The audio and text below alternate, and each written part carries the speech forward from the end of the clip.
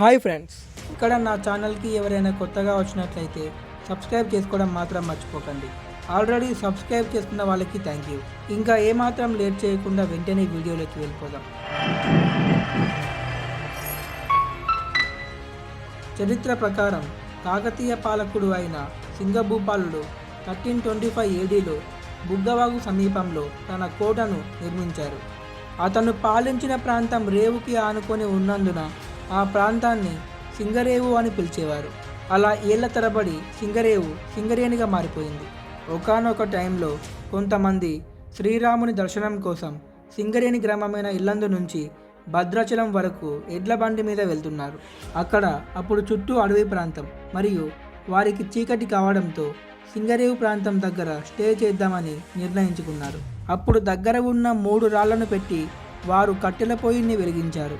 అయితే కట్టెల దగ్గర ఉన్న రాళ్లకు కూడా ఆ మంటలు అంటుకోవడంతో దాన్ని చూసి వారు ఆశ్చర్యపోయారు. వారు ఆ విషయాన్ని బ్రిటిష్ ఆఫీసర్కి చెప్పారు. అప్పుడు అతను ఇల్లందులోని రాళ్లపై రీసెర్చ్ చేయడం ప్రారంభించాడు. 1871లో జియోలాజికల్ సర్వే ఆఫ్ ఇండియాకు చెందిన డాక్టర్ సర్ విలియం కింగ్ ఆ ప్రాంతంలో గొప్ప బొగ్గు నిల్వలు ఉన్నాయని కనుగొన్నారు. ఇది వెలకట్టలేని నిధి అని, నల్ల బంగారం అని పిలిచేవారు. అలానే అతను బొగ్గు పై భాగానికి క్వీన్ సీమ్ అని, కింద భాగానికి కింగ్ సీమ్ అని పేరు పెట్టాడు.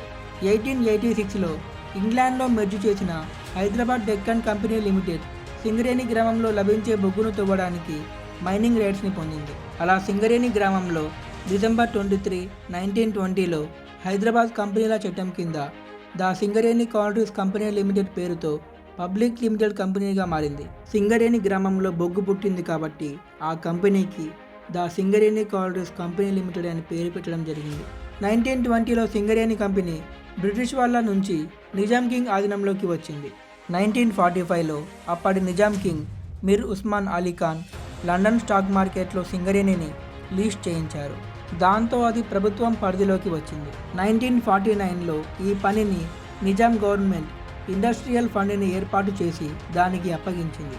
స్టేట్ 3 ఆర్గనైజేషన్కి అనుగుణంగా 1956లో కంపెనీ డెవలపింగ్ ఇంట్రెస్ట్ని ఆంధ్రప్రదేశ్ గవర్నమెంట్కి అప్పగించింది. ఆ విధంగా 1956లో కంపెనీస్ యాక్ట్ కింద గవర్నమెంట్ కంపెనీగా మారింది. సింగరేణి చాలా అవార్డ్స్ని కూడా తన సొంతం చేసుకుంది.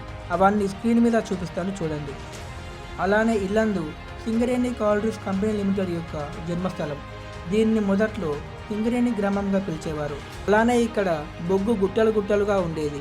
అందువల్ల ఇది బొగ్గుట్టగా పేరు సంపాదించింది. అలా కొన్నాళ్ళకి ఇల్లందుగా మార్చేశారు. అయితే ఇక్కడ జరిగే మైనింగ్ కారణంగా సింగరేణికి లాభాలు బాగా వస్తాయి. కానీ సింగరేణి పరిసర ప్రాంత ప్రజలకు ఆ బొగ్గు నుంచి వచ్చే గ్యాస్ కారణంగా చిన్నపిల్లలకి ఆస్తమా, అలానే లంగ్ క్యాన్సర్ వచ్చే ప్రమాదం ఉంది. అందువల్ల అందరూ చెట్లను పెంచి వాటి నుంచి వచ్చే స్వచ్ఛమైన గాలిని పీల్చండి.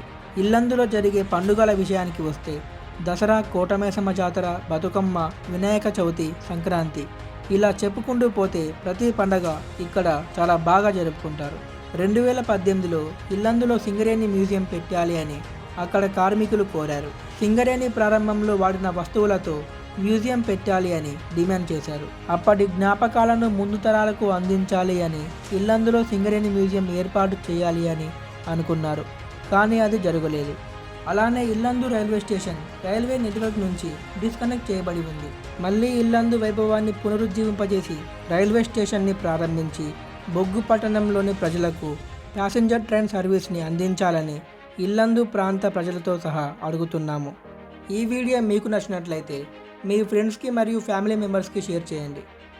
సో ఇది ఫ్రెండ్స్ ఇవాళ వీడియో. ఈ వీడియో మీకు నచ్చినట్లయితే లైక్ చేయండి, షేర్ చేయండి, కామెంట్ చేయండి.